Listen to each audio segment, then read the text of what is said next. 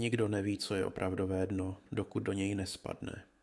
Vyhazov po 10 letech v práci.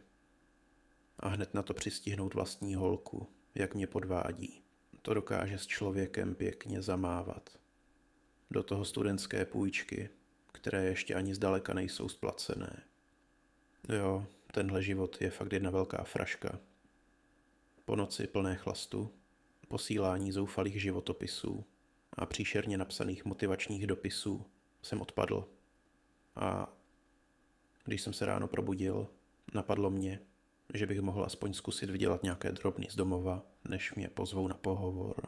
Řekl jsem si, že nejlepší možnost jsou ty internetové dotazníky, za které dostanete $5 v poukázkách na Subway nebo něco podobného.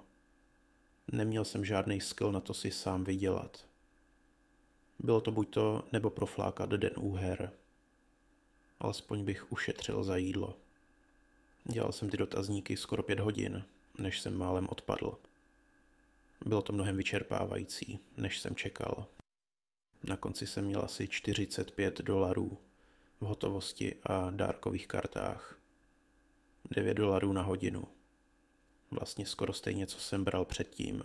Chystal jsem se notebook zavřít, zajít do baru a utopit se v melancholii, když jsem to uviděl. Nebyla to žádná nápadná věc, spíš naopak. V rohu stránky se objevila maličká reklama. Možná mě zaujala právě tou jednoduchostí. Bílé pozadí, černý, nevkusný font. Surveys for cash. Žádné obrázky, žádné triky. Jen text. Jedna víc už neuškodí. Pomyslel jsem si. Ještě pár dolarů na chlast, navíc se hodí. Kliknul jsem. Začátek vypadal normálně. Jméno, věk, povolání. Trochu zvláštní bylo, že chtěli i výšku a váhu, ale budiš. Pak přišla první opravdová otázka. Na monitoru se objevilo, jak silné je teď vaše nutkání otočit se za sebe. Pod tím 5 možností, od vůbec po přesvědčivé. Zíral jsem na to s otevřenou pusou a popravdě vyděsilo mě to. Netušil jsem proč. Dech se mi zrychlil, poslouchal jsem, jestli za sebou něco neuslyším. Ticho. Po několika minutách jsem se konečně odhodlal podívat. Nic. Úlevně jsem si oddechl a zároveň se sám sobě vysmál. Musel to být nějaký vtip. Zaškrtl jsem neutrální a klikl dál. Další otázka. Proč byste se měl otočit? Zakroutil jsem hlavou, pousmál se a napsal. Nevím. Klikl jsem dál. Třetí otázka. Jste v letadle. Kromě vás je tam jen jeden pasažér. Sedí někde za vámi. Když jdete na toaletu, zjistíte, že zmizel. Podíváte se, jestli není v jediné koupelně na palubě, ale není tam. Co uděláte? Seděl jsem tam snad 10 minut, než jsem se sebral. Co to má být za test? Nakonec jsem napsal, nevím. Byla to pravda. Skutečně jsem nevěděl, jak odpovědět. Čtvrtá otázka. Probudíte se v neznámém lese. Je noc, měsíc svítí jen slabě. 30 metrů od vás stojí malá chatka. Dveře do kořán, ve dveřích žena. Usmívá se a zve vás dovnitř. Půjdete? A proč? Tohle už mi připadalo jako nějaký bizarní psychologický test. Tak jsem napsal, že půjdu, protože není kam jinam jít. Klikl jsem dál, byla to chyba. Otázky se začaly zvrhávat. Nebyly krvavé nebo sprosté. Byly znepokojivé, zvláštní, čím dál víc psychicky rozkládající. A proč jsem v tom pokračoval? Nedokážu to vysvětlit. Prostě jsem musel. Něco mě nutilo jít dál. Pamatuju si některé z těch nejhorších.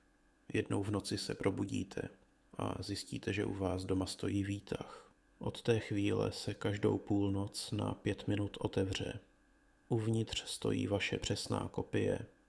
Pokaždé o něco víc zraněná než předtím. Budete takhle žít dál, nebo jednou do výtahu vstoupíte a ukončíte to? Jste v hotelovém pokoji. Uprostřed noci vás probudí rychlé bušení na okno. Podíváte se skrz žaluzie a vidíte muže bez očí.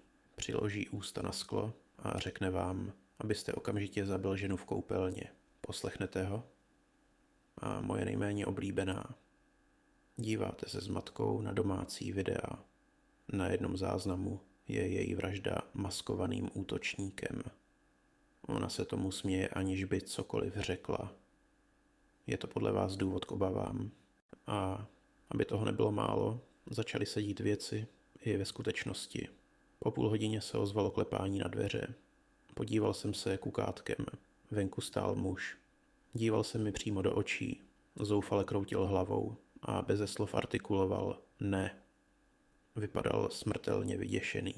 Samozřejmě jsem neotevřel. Za tu dobu mi asi 10krát volal někdo, kdo měl na displeji napsané auditor. Zanechal vždy vzkaz. Vždy jen nahrávku s šíleným šumem a číslovkami křičenými do telefonu. Spíš než číslovky to ale znělo jako křik. Hodinu od začátku jsem byl na pokraji zhroucení. Bál jsem se pohnout, bál se otočit. Z ventilační šachty se začalo ozývat škrábání. Tak jsem na ní přitáhl gauč. Nakonec jsem se dostal na poslední obrazovku. Nebyla tam otázka, jen věta. Nepouštěj je dovnitř, nedá se jim věřit. A skoro přesně v tu chvíli znovu někdo zaklepal na dveře. Tišej jsem přešel ke kukátku. Tentokrát tam stála žena. Mohlo jí být kolem 25. Na sobě měla tlusté sako, přestože venku bylo přes 30 stupňů.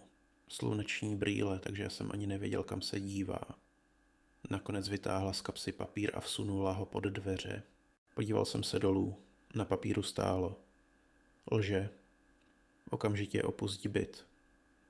Od té chvíle uběhlo asi půl hodiny. Nedokážu se podívat zpátky na monitor. Nedokážu se podívat ani na ní. Pořád tam stojí. Vidím její stíny pod dveřmi. Před pár minutami jsem slyšel, jak se otevírá okno v ložnici. Zabarikádoval jsem dveře židlí. Teď odtamtud slyším pokřivené mumlání. Možná to dno nebylo zas tak špatné. Protože tohle už je horší. Ale řekněte mi, co mám kurva dělat?